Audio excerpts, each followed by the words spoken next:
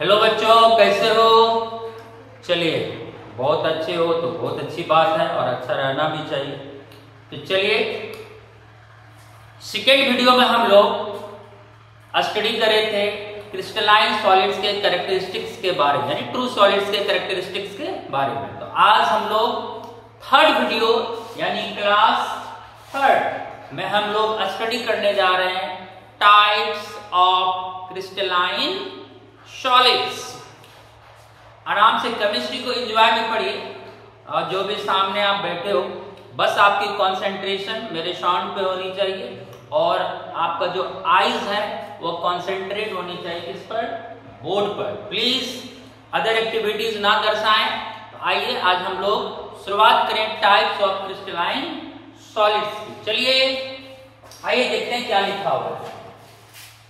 Types of crystalline solids on the basis of the nature of constituent particles and on forces acting among constituent particles, the crystalline solids are classified as follows। हमें पता है जो constituent particles होता है वो क्या सब होता है? एटम्स, आयंस और मॉलिक्यूल्स। उसके आधार पर और उन पार्टिकल्स के बीच लगने वाले बल के आधार पर, फोर्स के आधार पर हमने क्रिस्टलाइन सॉलिड्स को 4 टाइप्स में डिवाइड किया है। फर्स्ट नंबर आते हैं, देखते हैं क्रिस्टलाइन सॉलिड्स को मैंने 4 टाइप्स में डिवाइड किया है। 1 2 3 4। जो पहला टाइप है उसका नाम है आयोनिक सॉलिड्स। क्यों? इसका मतलब कि यह सॉलिड आयन से बना होगा। कंस्टिट्यूएंट पार्टिकल तो आयंस भी होती है, तो जो सॉलिड्स आयंस से निर्मित होगा उसका नाम हो जाएगा आयनिक सॉलिड्स। दूसरा टाइप क्या है? Covalent solid. आपको पता होना चाहिए कोवैलेंट सॉलिड का जो निर्माण होता है वो होता है एटम से। इसलिए आपको हम आगे डीलिंग भी करेंगे कि कोवैलेंट सॉलिड को हम लोग एटॉमिक सॉलिड्स के भी नाम से जानते हैं, क्योंकि इनका कंस्टिट्यूएंट पार्टिकल्स है क्या? Atoms, right. तो कोवैलेंट सॉलिड का कंस्टिट्यूएंट पार्टिकल्स हो गया एटम्स। अनदर मॉलिक्यूलर सॉलिड्स, यानी इसका कंस्टिट्यूएंट पार्टिकल्स क्या होगा? मॉलिक्यूल्स, इसलिए नाम हुआ मॉलिक्यूलर सॉलिड्स का। Another metallic solid. Metallic solid मतलब ये भी एटम से बनी होती है, बट इसमें कौन एटम इन्वॉल्व होगा? Metallic atoms. तो जो मेटेलिक एटम से निर्माण होता है उसे कहते हैं मेटेलिक सॉलिड्स। तो आप बोलो बच्चों, एक क्वेश्चन मैं छोटा सा पूछता हूं, क्रिस्टलाइन सॉलिड्स कितने टाइप्स की होती है? 4 टाइप। बिल्कुल करेक्ट आंसर। कौन कौन? फर्स्ट नंबर बोलो आयनिक सॉलिड्स, यस। दूसरा बोलो कोवैलेंट सॉलिड, यस। थर्ड बोलो molecular solids, yes. And fourth बोलो मेटेलिक सॉलिड। बिल्कुल करेक्ट आंसर है आप लोगों का। चलिए अब हम लोग फर्स्ट नंबर अब हम लोग आते हैं कि मॉलिक्यूलर सॉलिड्स को अगेन डिवाइड किया गया। कितने पार्ट्स में? 3 पार्ट्स में। आपको यहां नजर आ रही होगी 1 2 3। जो मॉलिक्यूलर सॉलिड्स है उसका पहला जो टाइप है वो है नॉन पोलर मॉलिक्यूलर सॉलिड्स। दूसरा टाइप है polar molecular solids and third type है हाइड्रोजन बॉन्डेड मॉलिक्यूलर सॉलिड्स। अब हम लोग क्रिस्टलाइन सॉलिड का फर्स्ट टाइप स्टडी करने जा रहे हैं आयोनिक सॉलिड्स। देखते हैं इसमें क्या। In ionic solids comma the constituent particles are the ions. Ions मतलब कैटायंस या फिर एनायंस, यानी जो आयनिक सॉलिड होगा वो कैटायंस और एनायंस से बना होता है। अब अपोजिट चार्ज, यानी कि एक कैटायन होगा तो दूसरा एनायंस होगा। Each ion is surrounded by a definite number of ions of opposite charges. जैसे सपोज करो मैं आपको एग्जांपल दूं कि बीच में कैटायन, ओके, क्या है? कैटायन। ये सराउंडेड रहेगा किससे? एनायन से, यानी निगेटिव चार्ज से ये सराउंडेड रहेगा। यानी जो आयन होता है वो अपोजिट चार्ज से सराउंडेड रहता है। अगर बीच में मानो एनायन है, ये सराउंडेड किससे रहेगा? पॉजिटिव चार्ज से, इस तरह से सराउंडेड रहेगा। यानी अपोजिट चार्जेस से जो आयन है इस सॉलिड में सराउंडेड रहता है। कैटायन सराउंडेड रहेगा एनायन से और एनायन सराउंडेड रहेगा कैटायन से। दिस है three dimensional arrangement of cations and anions bound by Coulombic forces. Coulombic forces मतलब इलेक्ट्रोस्टैटिक फोर्सेस, जो चार्ज बेस्ड फोर्स होता है। तो कैटायन और एनायन तो क्या है? चार्ज। तो चार्ज के बीच जो फोर्स एक्ट होती है उसी को कहते हैं कूलम्बिक फोर्सेस या इलेक्ट्रोस्टैटिक फोर्सेस, जिसमें आपने फिजिक्स में पढ़ा भी होगा। Electrostatic force equal to K Q1 Q2 upon R square, जहां Q1 Q2 क्या हुआ? चार्जेस। Q1 को आप कैटायन मान लीजिए और Q2 को आप एनायन मान लीजिए। उनके बीच जो फोर्सेस एक्ट होगी वही कहलाएगा कूलम्बिक फोर्सेस या इलेक्ट्रिक फोर्सेस। अब है कि आयनिक सॉलिड्स में पार्टिकल्स यानी आयंस का अरेंजमेंट कैसे होता है। ठीक, तो कोई भी सॉलिड हो उसमें पार्टिकल्स का अरेंजमेंट थ्री डायमेंशनल फॉर्म में होता है।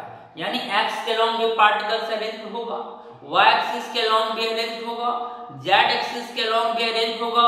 वो क्या हो जाएगा आपका? Three dimensional structure. जैसे आप ऐसा सोच सकते हैं, जैसे ये डब्बा है, ये थ्री डायमेंशनल है। सोचो कि इसमें कैटायन और एनायंस का पैक्ट है, राइट? इसमें क्या हुआ देखो, लेंथ में भी पार्टिकल सजा है, विड्थ में भी सजा है और हाइट में भी सजा है, लंबाई, चौड़ाई और ऊंचाई।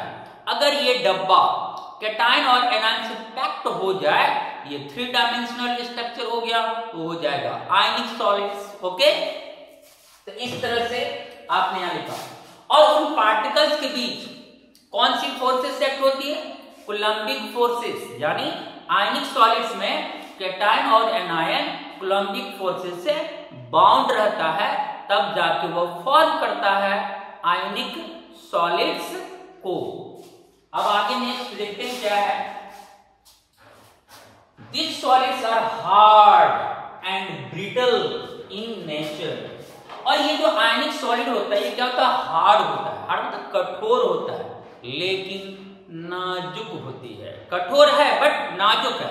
आप अगर एक हथौड़ी मार देंगे तो चकना चूर हो जाएगा। तो जो टूटने योग्य हो, ब्रिटल, ब्रिटल मतलब मैंने हिंदी में लिख दी, जिसको प्रॉब्लम होगी, नाजुक होता है अर्थात टूटने योग्य। जैसे नमक, नमक एक आयनिक सॉलिड है, NaCl, टेबल सॉल्ट हम लोग बोलते हैं उसको, Na+Cl- कैटायन एनायन। ओके, आप देखते होंगे नमक को आप ऐसे कड़ापन आता है, वो हार्ड होती है, लेकिन अगर उस पर एक हथौड़ी मार दो तो क्या हो जाता है? वो चकनाचूर हो जाता है, यानी ब्रिटल नेचर को शो करता है। ओके भाई, तो अगर कोई पूछे कि आयनिक सॉलिड्स क्या होती है, सॉफ्ट या हार्ड, तो बोलना है हार्ड। आप नमक के एग्जांपल ले लो, क्या वो सख्त होता है या नाजुक होता है? नाजुक होता है, यानी ब्रिटल होती है। ओके, हम आराम से उसको चकनाचूर कर सकते हैं नाजुक होने के कारण, ब्रिटल नेचर होने के कारण। Okay, next, they have high melting point. यानी जो आयनिक सॉलिड्स होती है इसकी मेल्टिंग पॉइंट क्या होती है? हाई, यानी अधिक तापक्रम पर पिघलना शुरू करता है। They are electrical insulators in their solid state because in solid state ions are not free to move. However, in the molten state, when dissolved in water, the ions become free to move. Thus, they are conduct electricity. आइए इस line को हम लोग बारीकी से समझे। वैसे मैंने क्लास 11th में भी इस बात की जानकारी दी थी। कंडक्टर, तो कंडक्टर हम किसे कहेंगे? जिसमें इलेक्ट्रॉन्स फ्रीली मूव करे या फिर आयंस फ्रीली मूव करे, उससे हम लोग क्या कहते हैं? Conductor, right? तो आयनिक सॉलिड्स में तो आयंस की बात आएगी। तो आयनिक सॉलिड्स में कई नेचर्स होती है। अगर आयनिक सॉलिड सॉलिड नेचर में है, मतलब सॉलिड फॉर्म में, जैसे नमक NaCl, राइट, तो उसमें क्या होता है? कैटायन और एनायंस बॉन्ड रहता है कूलम्बिक फोर्सेस से। तो अगर जब तक वो बॉन्डेड है तो वो आयन फ्री मूव नहीं कर पाएगा। तो आयनिक सॉलिड ठोस अवस्था में यानी सॉलिड अवस्था में उसका आयन फ्री मूव नहीं कर पाता है, क्योंकि उसका आयन बॉन्डेड रहता आयनिक बॉन्ड से। इसलिए सॉलिड स्टेट में आयनिक सॉलिड का नेचर होगा इंसुलेटर, यानी वह इलेक्ट्रिसिटी को कंडक्ट नहीं कर सकता है। लेकिन अगर हम उसी सॉलिड स्टेट को मेल्ट कर दें, मतलब मॉल्टेन स्टेट में कन्वर्ट कर दें, उसको हम पिघला दें, उससे क्या होता है, जो बॉन्ड होती है कैटायन और आयंस के बीच वो टूट जाता है, ब्रेक हो जाता है, जिससे आयन क्या हो जाता है, फ्री। तो जब आप आयनिक सॉलिड को सॉलिड स्टेट से कन्वर्ट करके मॉल्टेन स्टेट में बदल दोगे, उस स्थिति में क्या होगा, उसका आयन फ्री मूव कर पाएगा, और जब आयन फ्री मूव करेगा तो इलेक्ट्रिसिटी का क्या हो जाएगा, गुड कंडक्टर। या फिर आप एक काम और कर सकते हैं कि आप आयनिक सॉलिड को क्या करो, वाटर में डिसॉल्व कर दो, तो एक्वस सॉल्यूशन बन जाएगा। तो जब आप आयनिक सॉलिड्स को वाटर में डिसॉल्व करेंगे तो वाटर में घुलने के बाद उसका आयन क्या हो जाता है, फ्री। यानी वाटर में डिसॉल्व करोगे तो भी आयन फ्री हो गया, तो भी गुड कंडक्टर हो गया। क्या आप उसको हीट करके पिघला दो, मेल्ट कर दो, तो भी उसका आयन फ्री हो गया, तो गुड कंडक्टर हो गया। लेकिन जब तक आयनिक सॉलिड सॉलिड स्टेट में रहेगा उसका आयन फ्री मूव नहीं कर सकता। इसलिए सॉलिड स्टेट में आयनिक सॉलिड आपका क्या हो जाएगा, पुअर कंडक्टर, एक तरह से इंसुलेटर हो जाएगा, राइट। तो आपको अगर कोई पूछ दे आयनिक सॉलिड्स में कौन सी नेचर होती है, तो आपको इससे बोलना है, सॉलिड स्टेट में इंसुलेटर, मॉल्टेन स्टेट में कंडक्टर, या फिर एक्वस स्टेट में मतलब वाटर में जब डिसॉल्व कर दें तो भी कंडक्टर होती है। चलिए पूरी तरह समझ गए होंगे। इसके कई एग्जांपल्स हैं, sodium chloride, potassium chloride, caesium chloride, potassium nitrate, sodium sulphate. Sodium sulphate 2 बार लिखिए मिसिंग से, ओके, आप एक ही बार यूज करोगे। Magnesium oxide, calcium fluoride, etcetera etcetera. Okay भाई, ये जितने भी सॉलिड्स है ये सब आयनिक सॉलिड्स है। जब भी ये टूटेगा तो ये 2 भाग में बटेगा, कैटायंस में और एनायंस में, कैटायंस में और एनायंस में। यानी इन सभी सॉलिड्स का कंस्टिट्यूएंट पार्टिकल्स क्या है, आयंस है। इसलिए ये एग्जांपल्स हुआ किसका, आयनिक सॉलिड्स का। अब आते हैं हम लोग सेकेंड नंबर पर, कोवैलेंट या नेटवर्क सॉलिड्स। कोवैलेंट या नेटवर्क सॉलिड्स, अभी मैंने शुरू होने से पहले बताया था कि कोवैलेंट सॉलिड्स का कंस्टिट्यूएंट पार्टिकल्स क्या होता है, एटम्स। इसका आयंस तो नहीं हो सकता, आयंस तो आयनिक सॉलिड्स होता है, एटम्स होती है। जनरली कौन एटम्स, तो non metals, generally non metals, right. अब क्या है, चूंकि इसका कंस्टिट्यूएंट पार्टिकल्स एटम्स है, इसलिए हम इसको एटॉमिक सॉलिड्स के भी नाम से जानते हैं। और एटम इस तरह से बॉन्डेड रहता आपस में कोवैलेंट सॉलिड्स में, वो आपको नेट लाइक स्ट्रक्चर के समान देखने में लगेगा, इसलिए हम इसे कहते हैं नेटवर्क सॉलिड्स। ये भी क्वेश्चन पूछा जाता है कि किस सॉलिड्स को नेटवर्क सॉलिड कहा जाता है, बस आपको आंसर दे देना है, क्या, कोवैलेंट सॉलिड्स का दूसरा नाम है नेटवर्क सॉलिड। और हाँ, एक अहम बात, इसको हम जाइंट मॉलिक्यूल्स भी कहते हैं, GIANT, जाइंट मॉलिक्यूल मतलब बड़ा, बिग मॉलिक्यूल्स, बड़ा बृहद मॉलिक्यूल्स भी कहते हैं, लार्ज मॉलिक्यूल्स भी कहते हैं। तो आपको क्वेश्चन बन रहा है, नेटवर्क सॉलिड किसे कहते हैं, कोवैलेंट सॉलिड्स को, राइट। जाइंट मॉलिक्यूल्स किसका नाम है, यानी लार्ज मॉलिक्यूल या किसको कहेंगे, तो कोवैलेंट सॉलिड्स को, इसलिए जाइंट मॉलिक्यूल को बोलते हैं।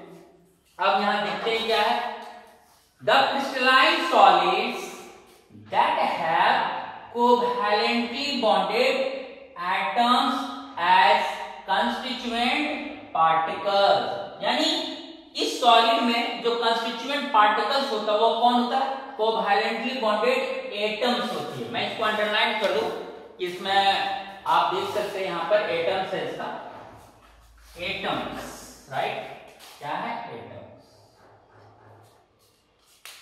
Constituent particles are known as the crystalline solids that have covalently bonded atoms as constituent particles are known as covalent solids and may be considered as large molecules. अभी मैंने कहा था इसको लार्ज मॉलिक्यूल में consider किया जाता है. Large molecules मतलब जाइंट मॉलिक्यूल्स इसको हम लोग कहते हैं. तो जाइंट का मतलब हो गया क्या? Large molecules. They are also called atomic या नेटवर्क सॉलिड्स. इसको हम लोग एटॉमिक सॉलिड्स के भी नाम से जानते हैं और नेटवर्क सॉलिड्स के भी नाम से जानते हैं. एग्जाम्पल जो मेन एग्जाम्पल है इसकी डायमंड, सभी ने नाम सुना होगा. ग्रेफाइट, ये भी नाम सुना होगा. Silicon carbide, quartz SiO2. याद रहे क्वार्ज है, ये क्वार्ज ग्लास नहीं है. क्वार्ज ग्लास एमॉर्फस सॉलिड है क्योंकि उसमें ग्लास लगा हुआ है वर्ड. इसमें यहां पर क्या है? क्वार्ज. ये ध्यान रहे जब आप टिक मारेंगे ऑब्जेक्टिव क्वेश्चंस में क्वार्ज क्या है तो आपको टिक मारना है कोवैलेंट सॉलिड. लेकिन अगर ये क्वेश्चन आ जाए क्वार्ज ग्लास क्या है तब आप क्या आंसर मारोगे? Amorphous solid. क्योंकि एमॉर्फस सॉलिड का मेन 3 एग्जांपल्स है. कौन कौन? Glass, rubber, polymer. तो ग्लास आ गया तो एमॉर्फस सॉलिड. ऐसे भी आप याद रख सकते हैं. ओके बच्चों, यहां तक क्या पूरी तरह से समझ गए होंगे? ये था पेज 1. पेज 1 आपका कंप्लीट हुआ. अब आते हैं हम लोग पेज 2 में.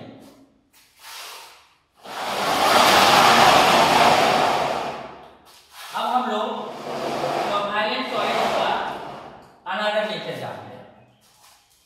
दे are crystalline solids formed from non metals. मैंने कहा था कि कोवैलेंट सॉलिड्स का कंस्टिट्यूएंट पार्टिकल जनरली क्या होता है?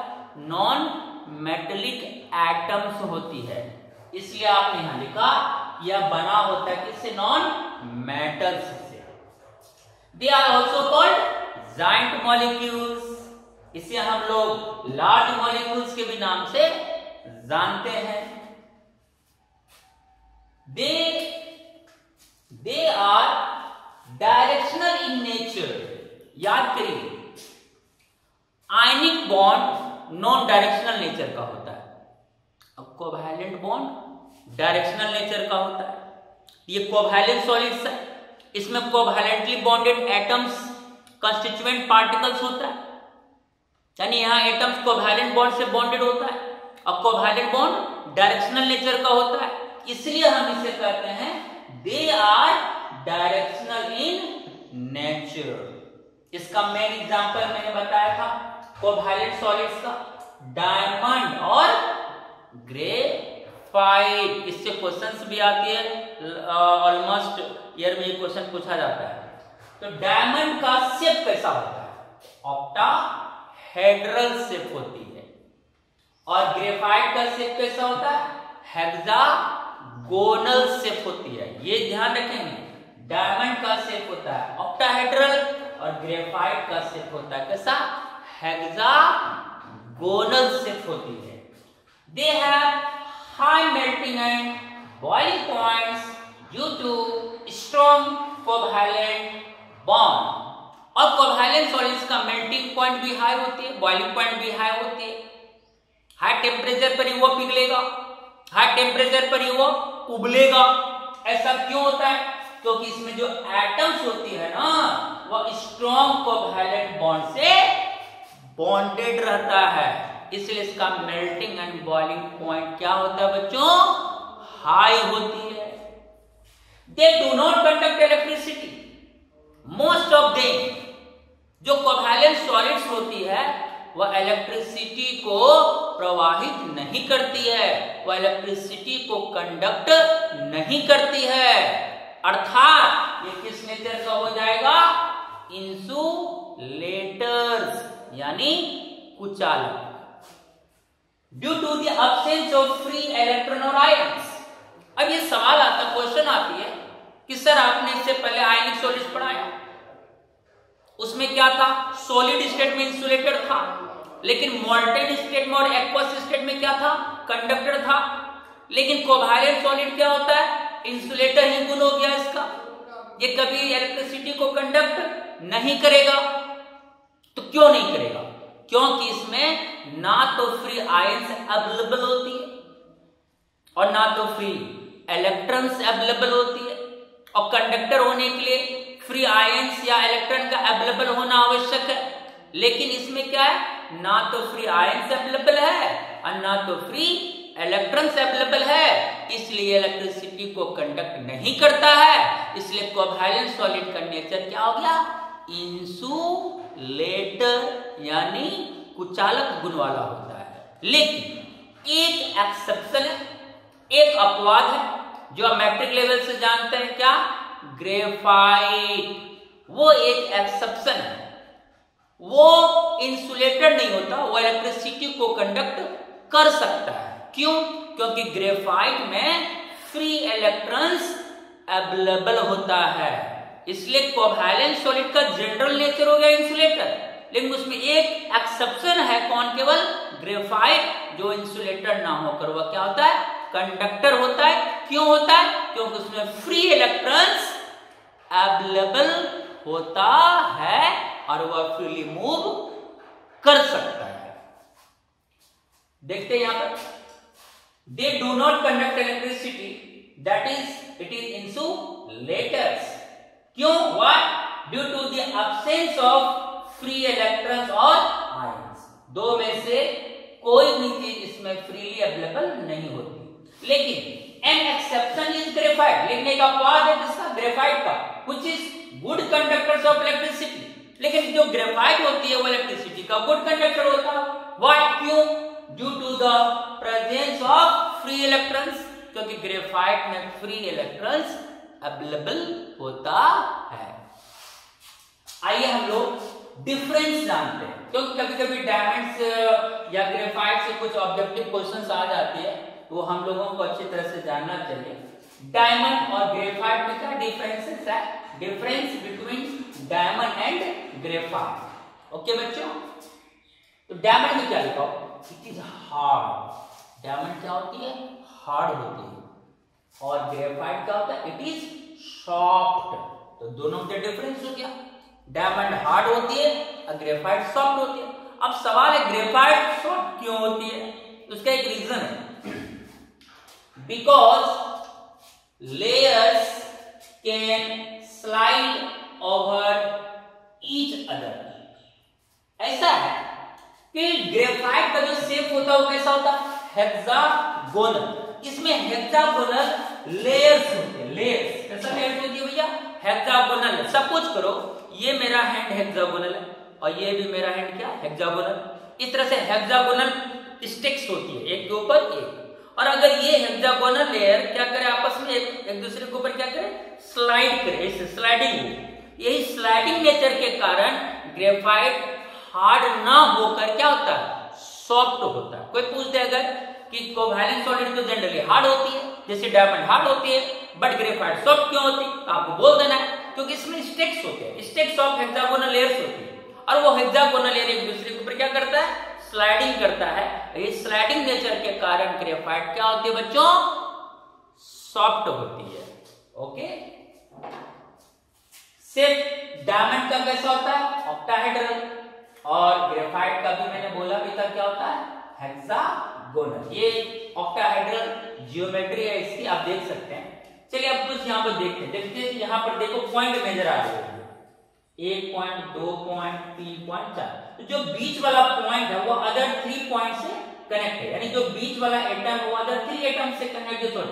जो बीच वाला पॉइंट है वो 1, 2, 3, 4 एटम से कनेक्ट है, राइट। इसका मतलब क्या हुआ कि जो बीच वाला एटम है उसके साथ एक covalent bond, 2 covalent bond, 3 covalent bond, 4 covalent bond, यानी 4 सिंगल कोवैलेंट बॉन्ड इसमें मौजूद है, राइट।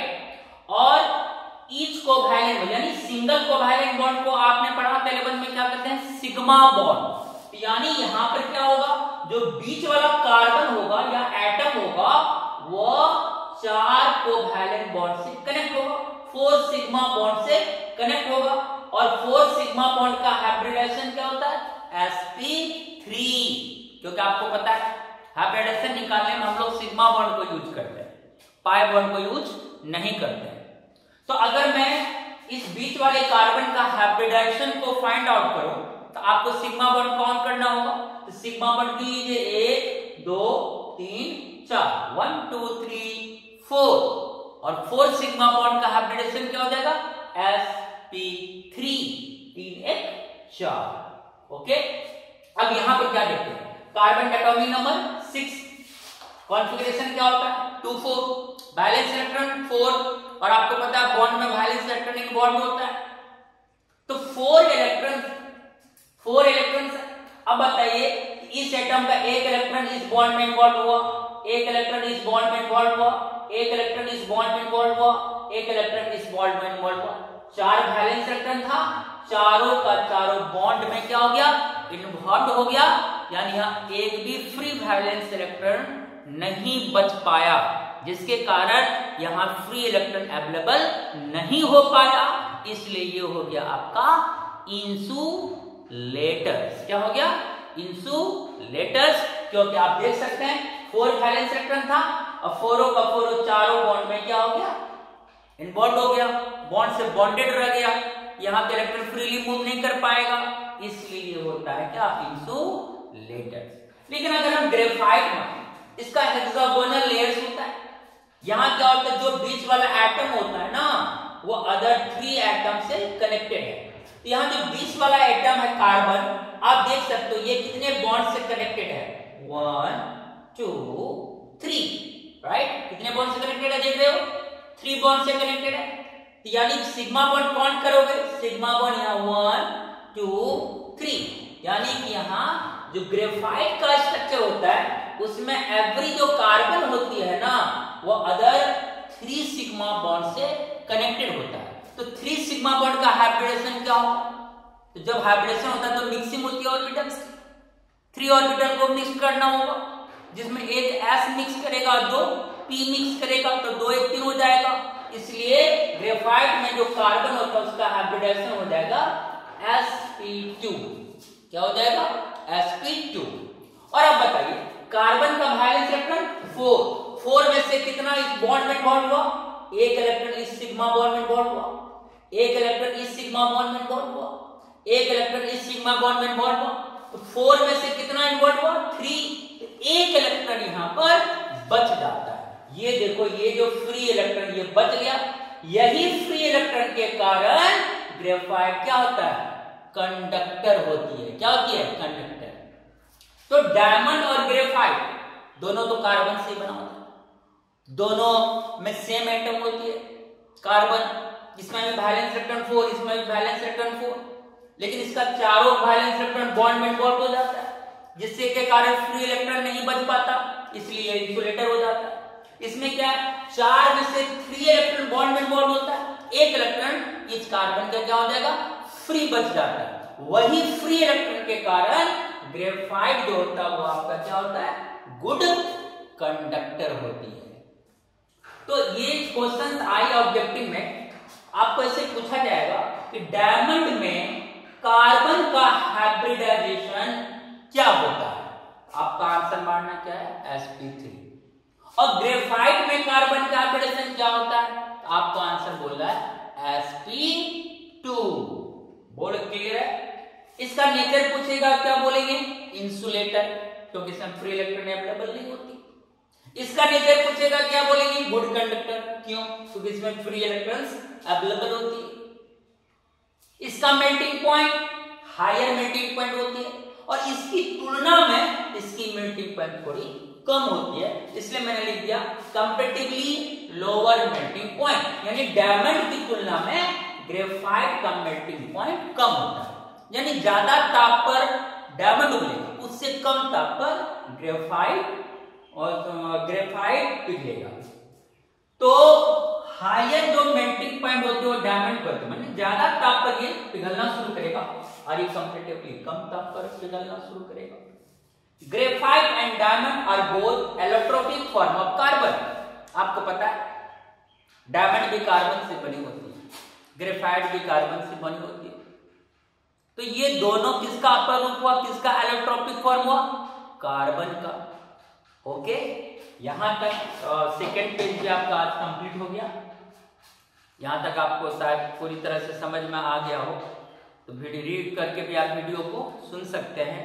ओके, तो एक काम करते हैं, अब हम लोग कुछ पेज 1 और पेज 2 दोनों का कुछ क्वेश्चन आंसर हम लोग आपस में करते हैं। देखते हैं कि पढ़ाने के बाद कितनी बातें आपके दिमाग में एम्बेडेड हो चुकी है या कितनी बातें फिर स्किपिंग हो चुकी है। ठीक है बच्चों, चलिए शुरुआत करते हैं पेज फर्स्ट का क्वेश्चन। चलिए मैं क्वेश्चन पूछूंगा आपको क्योंकि इसका आंसर देना है। ओके, 1 2 3 गो। बोलो क्रिस्टलाइन सॉलिड कितने टाइप्स की होती है? कितने टाइप्स में उसको क्लासिफाइड किया गया है? कितना? 4 टाइप्स। यस, बिल्कुल करेक्ट आंसर। पहला टाइप बोलो आयनिक सॉलिड्स, राइट। दूसरा बोलो कोवैलेंट सॉलिड्स, बिल्कुल जवाब। थर्ड बोलो मॉलिक्यूलर सॉलिड्स एंड फोर्थ बोलो मेटालिक सॉलिड्स, वेरी गुड। चलिए नेक्स्ट क्वेश्चन। मॉलिक्यूलर सॉलिड्स को पुनः कितने टाइप्स में क्लासिफाई किया गया? 3 टाइप्स में। मॉलिक्यूलर सॉलिड का 3 टाइप कौन कौन? Polar molecular solids, non polar molecular solids और hydrogen bonded molecular solids. Very good answer. इसी तरह से आप लोग पढ़ते रहेंगे, आगे बढ़ते रहेंगे और अपने समाज का, देश का उद्धार करते रहेंगे। Okay, another question. आयनिक सॉलिड्स, आयनिक सॉलिड्स का नाम आयनिक सॉलिड्स क्यों पड़ा? आप बोलो। हाँ, राइट आंसर, क्योंकि इसका कंस्टिट्यूएंट पार्टिकल्स क्या है? अपोजिटली चार्ज्ड आयंस, यानी कैटायंस और एनायंस। ये कैसा डायमेंशनल होता है? 3 डायमेंशनल फॉर्म में ये पार्टिकल्स, ये आयंस अरेंज होता है, लंबाई में भी, चौड़ाई में भी, ऊंचाई में भी। और ये जो आयंस होती है, बताओ ये किस फोर्स से कनेक्ट होता है आपस में? कूलम्बिक फोर्सेस से या फिर इलेक्ट्रोस्टैटिक फोर्सेस से ये कनेक्ट रहता है। बिल्कुल करेक्ट आंसर।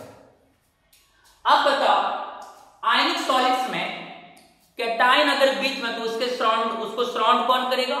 एनायंस। और अगर एनायन बीच में तो उसको सराउंड कौन करेगा? कैटायन। हाँ, जो आयन होगा वो अपोजिट चार्ज से सराउंडेड रहेगा। बिल्कुल करेक्ट आंसर। अब अनदर क्वेश्चन हम आपसे पूछें कि आयनिक सॉलिड सॉफ्ट होता है या हार्ड होता है, तो क्या आंसर होगा? हार्ड, बिल्कुल करेक्ट। और ये कैसा होता है? ब्रिटल। ब्रिटल मतलब इसको अगर एक हथौड़ी मार दें तो वह क्या हो जाएगा? टूट जाएगा, यानी ये टूटने योग्य होता है। तो हार्ड एंड ब्रिटल नेचर वाला होता है आयनिक सॉलिड्स। बिल्कुल करेक्ट। इसका मेल्टिंग पॉइंट लो होता है या हाई? तो हाई मेल्टिंग पॉइंट होता है, सही आंसर। अब बताओ इसमें इंसुलेटर गुण भी होता है, कंडक्टर गुण भी होता है। तुम बोलो इसमें इंसुलेटर गुण किस स्टेट में होती है? किस अवस्था में ये इंसुलेटर होता है? Yes, correct answer. Solid state में ये इंसुलेटर होता है, क्योंकि सॉलिड स्टेट में इसका आयन फ्री नहीं होता, इसलिए ये सॉलिड स्टेट में इंसुलेटर होता है। अब बताओ किन किन स्टेट में ये कंडक्टर होता है? यस, कौन कौन? मॉल्टेन स्टेट में, यस, या फिर एक्वस स्टेट में, यानी उसको अगर हम वाटर में डाल दें, या तो पिघला दें, या तो फिर हम आयनिक सॉलिड को वाटर में डिसॉल्व कर दें, तो इन दोनों स्थिति में इसका आयन क्या हो जाता है? फ्री मूव करने लगता है, इसलिए हो जाता है क्या? कंडक्टर। चलिए, बहुत अच्छे आंसर दे रहे हैं आप लोग। अब आते हैं सेकंड नंबर। कोवैलेंट सॉलिड्स का दूसरा नाम बोलो नेटवर्क सॉलिड्स, राइट। अच्छा, इसका कंस्टिट्यूएंट पार्टिकल्स बोलो क्या होता है? आयंस होता है या एटम्स होता है? एटम्स। कोवैलेंटली बॉन्डेड एटम्स होती है इसकी कंस्टिट्यूएंट पार्टिकल्स। और ये एटम इस तरह से कनेक्टेड रहता है कि वो आपको कैसा दिखता है? नेट लाइक स्ट्रक्चर के समान, इसलिए हम इसको क्या कहते हैं? Network solids. और ये चूंकि एटम से बनी होती है, इसलिए और इसको क्या बोल सकते हैं? Atomic solids. एकदम बिल्कुल करेक्ट आंसर। अच्छा, और बताओ ये स्मॉल मॉलिक्यूल होता है या लार्ज मॉलिक्यूल्स? लार्ज मेलिक्यूल्स या अर्थात जाइंट मॉलिक्यूल्स के भी नाम से हम लोग इसको जानते हैं। चलिए नेक्स्ट क्वेश्चन, इसका मेन एग्जांपल्स हुआ diamond, graphite, silicon carbide, quartz, SiO2। Quartz क्या है? Covalent solid. लेकिन अगर मैं पूछ दूं क्वार्ट्ज ग्लास क्या है, तो क्या आंसर हो जाएगा? Amorphous solid. लेकिन यहाँ क्वार्ज है तो एग्जाम्पल किसका हुआ? कोवैलेंट सॉलिड्स का। ये नॉन डायरेक्शनल नेचर का होता है या डायरेक्शनल नेचर का? डायरेक्शनल नेचर का। क्यों? क्योंकि आपको पता है 11th आप पढ़े हो कोवैलेंट बॉन्ड डायरेक्शनल नेचर वाला होता है, इसलिए कोवैलेंट सॉलिड कैसा होगा? Directional in nature.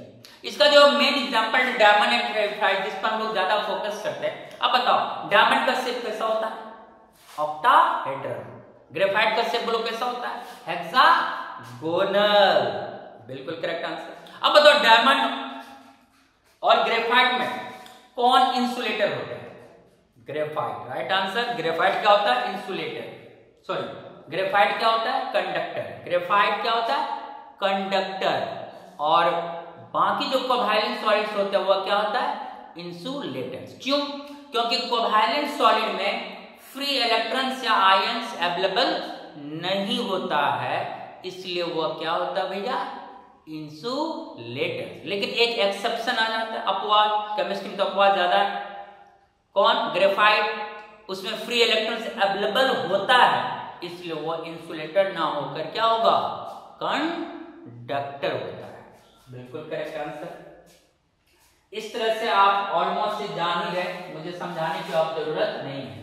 एक क्वेश्चन केवल आपको बताना है कि डायमंड में कार्बन का हाइब्रिडाइजेशन क्या होता है? sp3। आप कैसे माइंड में रखोगे? आपको याद रखना है कि डायमंड में कार्बन जो होता है वो 4 सिग्मा बॉन्ड से कनेक्ट होता है, तो 4 सिग्मा बॉन्ड डायमंड में होता है इस कार्बन के साथ, इसलिए उसका हाइब्रिडाइजेशन होता है sp3। जबकि ग्रेफाइट में क्या होता है? इच कार्बन 3 सिग्मा बॉन्ड से कनेक्ट होता है, इसलिए उसका हाइब्रिडाइजेशन क्या होता है? sp2। राइट। उसमें 4 में से 3 इलेक्ट्रॉन बॉन्ड में इन्वॉल्व हो जाता है, 1 इलेक्ट्रॉन फ्री हो जाता है ग्रेफाइट में। वही फ्री इलेक्ट्रॉन के कारण ग्रेफाइट क्या हो जाता है? कंडक्टर। जबकि डायमंड में क्या होता है? कार्बन का चारों वैलेंस इलेक्ट्रॉन चारों सिग्मा बॉन्ड के साथ इन्वॉल्व हो जाता है, जिसमें फ्री इलेक्ट्रॉन अवेलेबल नहीं होता है, इसलिए क्या हो जाता है? इंसुलेटर। और ये दोनों किसका इलेक्ट्रोफिलिक फॉर्म है भाई? कार्बन का।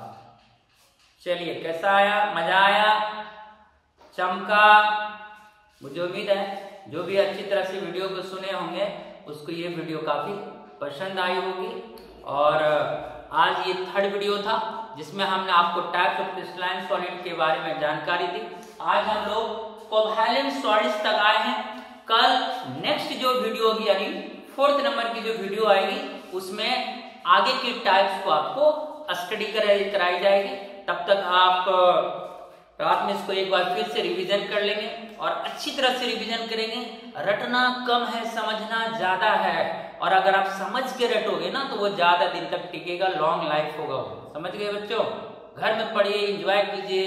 अभी तो घर में खाना बनाने का भी टेंशन नहीं होगा, आराम से बैठ के पढ़िए, खूब मजे लीजिए पढ़ाई का। जितनी अच्छे से आप पढ़ेंगे कंसंट्रेशन होकर, उतनी ही आपको उस वर्क में दिलचस्पी जगेगी। ओके, चलते हैं। ओके भैया, बाय।